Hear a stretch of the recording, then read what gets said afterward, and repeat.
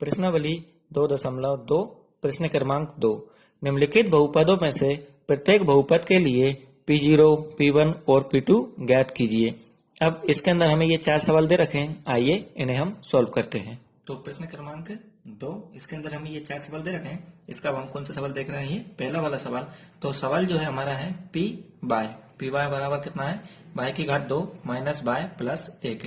इस सवाल में हम देखते हैं कि हमें जो है 3 मान रखने हैं। मान हमें 3 क्यों रखने? क्योंकि यहाँ पे देखो पी के अंदर कोष्टक के अंदर क्या लिखा हुआ है? ये 0। यहाँ पी के कोष्टक के अंदर क्या लिखा हुआ है? ये 1। और यहाँ पी के कोष्टक के अंदर क्या लिखा हुआ है? ये 2। ये तीनों मान हमें 0, 1 और 2, ये चारों सवालों के अंदर ये तीनों मान हमें रखने हैं। तो इसमें हम देखते हैं, इसमें हमें सारे मान किस में दे रखे हैं? बाय में दे रखे हैं। तो हम सबसे पहले बाय बराबर क्या रखेंगे? 0। तो हम लिख देंगे कि बाय बराबर 0 रखने पर यहाँ पर क्या होगा? जहां पर भी बाय होगा वहां पे हम क्या रख देंगे? 0 रख देंगे। तो ये पी वैसे का वैसे ही, बाय की जगह क्या हो गया? ये 0 बराबर के बराबर। बाय की जगह क्या हो जाएगा? ये 0, 0 की घात 2 माइनस के माइनस, बाय की जगह क्या हो जाएगा? ये 0 प्लस 1 वैसे के वैसे ही। अब इसके बाद हम देखते हैं कि 0 की घात कितना है? ये 2 है। तो 0 की घात 2 कितना हो जाएगा? ये 0 ही हो जाएगा, क्योंकि 0 के ऊपर कितनी भी घात चढ़ा देंगे हमारा आंसर क्या आएगा? ये 0 ही आएगा। और इधर ये प्लस माइनस माइनस, बड़ी संख्या हमारी एक किसकी है? प्लस की। तो ये प्लस के वैसे वैसे ही, और 1 का 1 ही हो जाएगा। और इधर भी 1 में 0 को जोड़ेंगे तो भी क्या आएगा? 1 ही आएगा। और 1 ही हमारा क्या कहलाएगा? आंसर कहलाएगा कि P0 बराबर क्या आ गया? हमें 1 प्राप्त हो गया। ठीक इसी प्रकार से अब हम बाय बराबर क्या रख देंगे? 1 रख देंगे और लिख देंगे कि बाय बराबर 1 रखने पर। जब हम बाय का मान 1 रखेंगे तो यहाँ हम देखेंगे P वैसे का वैसे ही, बाय की जगह पे क्या हो गया? ये 1 हो गया है। ये बाय की जगह क्या हो गया? ये 1 बराबर के बराबर। अब इस बाय की जगह क्या हो जाएगा? 1 और 1 की घात कितना हो जाएगा? 2। इसके ऊपर घात 2 थी तो यहाँ पर भी क्या हो जाएगा? घात 2। ये माइनस के माइनस, बाय की जगह क्या हो जाएगा? ये मेरा मान 1, ये प्लस के प्लस 1 के 1। अब 1 की घात 2 यानी 1 को कितनी बार लिखेंगे? 2 बार। तो 1 एकम 1 ही मुझे प्राप्त होगा।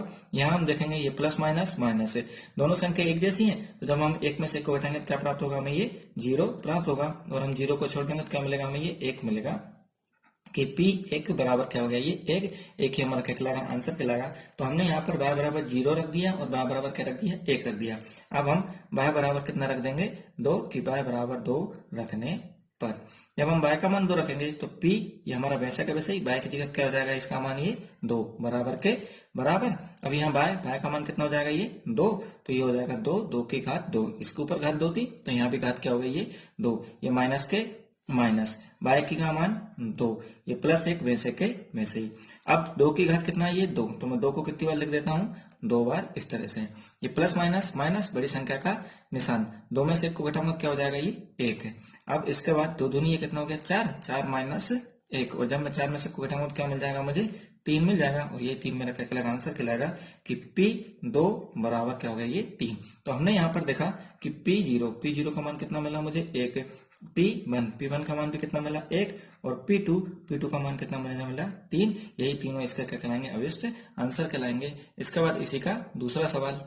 अब इसके दूसरे सवाल को हम देखते हैं कि Pt बराबर 2 प्लस टी प्लस 2t की घात 2 माइनस टी की घात 3, हमें ये मान दे रखा है। अब इसमें भी हमें क्या क्या करना है कि P0, P1 और P2 के मान हमें बताने हैं। तो सबसे पहले हमें यहाँ देखते हैं कि हमें सारे मान किस में दे रखे हैं? ये t में दे रखे हैं।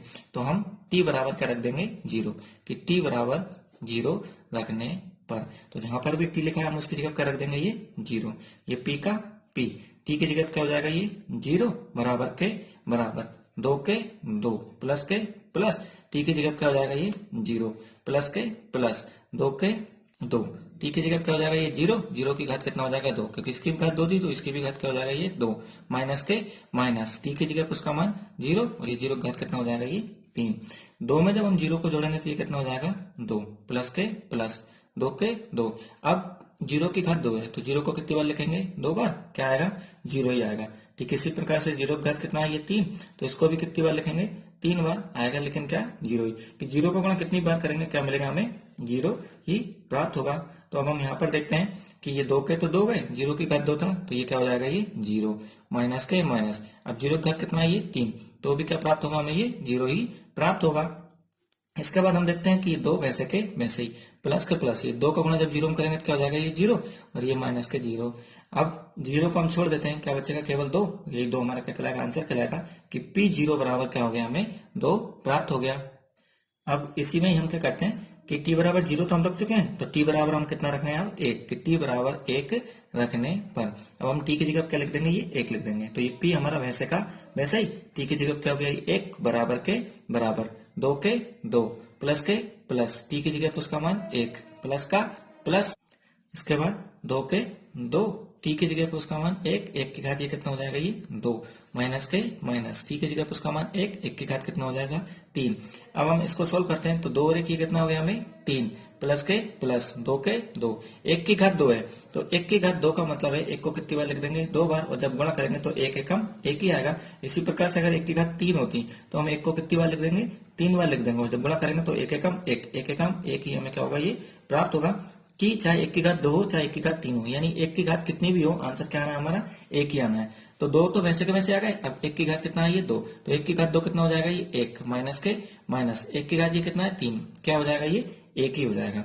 तो ये 3 तो वैसे के वैसे ही प्लस के प्लस, 2 1 कम 2, और ये माइनस 1 वैसे के वैसे ही। जब मैं 3 और 2 को जोड़ दूंगा तो ये 3 और 2 कितने हो जाएंगे 5, और ये माइनस 1 वैसे के वैसे ही, और जब मैं 5 में से घटाऊंगा तो क्या हो जाएगा ये 4, और 4 ये हमारा क्या कहलाएगा आंसर कहलाएगा कि P1 बराबर कितना आ गया ये 4। हमें हमेशा याद रखना है कि जैसे हमने यहाँ पर जोड़ा 3 और 2 कितना हो गया था ये 5, ये माइनस 1। अब 5 के आगे कुछ नहीं है मतलब प्लस है, तो ये प्लस माइनस माइनस, लेकिन निशान किसका आएगा बड़ी संख्या 5 तो प्लस के, तो ये भी किसका आएगा प्लस के आएगा। तो ये 5 में से घटाते 4, 4 किसका आएगा ये प्लस का है, हमें ये चीज हमेशा ध्यान रखनी है।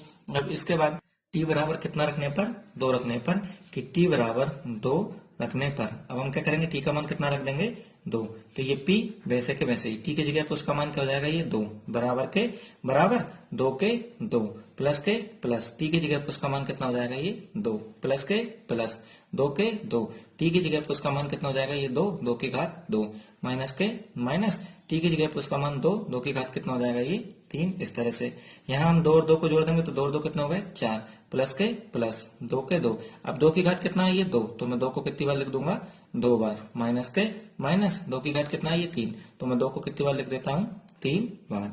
इसके बाद 4 वैसे के वैसे ही प्लस वैसे के वैसे ही, 2 भी वैसे के वैसे ही, ये 2 दूनी 4, तो ये गुणा में कितना हो गया ये 4 माइनस के माइनस, यहाँ मैं सोल्व करूंगा तो 2 दूनी 4, 4 दूनी ये कितना हो गया 8 बराबर के बराबर 4 के 4 प्लस के प्लस, 4 का गुणा ये 2 में करूंगा तो 4 दूनी 8, और ये माइनस 8 वैसे के वैसे ही। अब मैं यहाँ देखता हूँ कि 4 वैसे के वैसे ही, ये प्लस माइनस माइनस, तो 8 में से 8 जाएगा तो क्या बचेगा 0 बचेगा।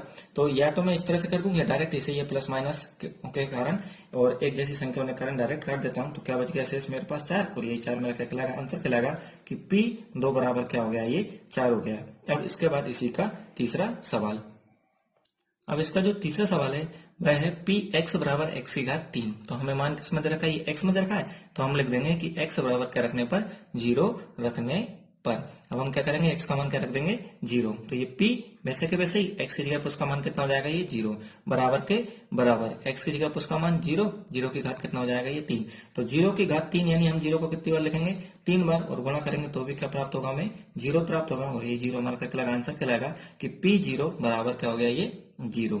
ठीक इसी तरीके से हम क्या करेंगे अब x बराबर क्या रख देते हैं 1 रख देते हैं, कि x बराबर कितना रखने पर 1 रखने पर, तो ये p हमारे वैसे के वैसे ही x की जगह क्या हो जाएगा कोष्टक के अंदर 1 बराबर के ये बराबर x की जगह पर उसका मान ये 1, 1 की घात ये कितना हो जाएगा 3, 1 की घात 3 का मतलब है हम 1 को कितनी बार लिख देंगे 3 बार, और जब गुणा करेंगे तो 1 एकम 1, 1 एकम 1, यानी 1 का कितनी भी बार गुणा करेंगे क्या आएगा आंसर हमारा 1 ही आएगा।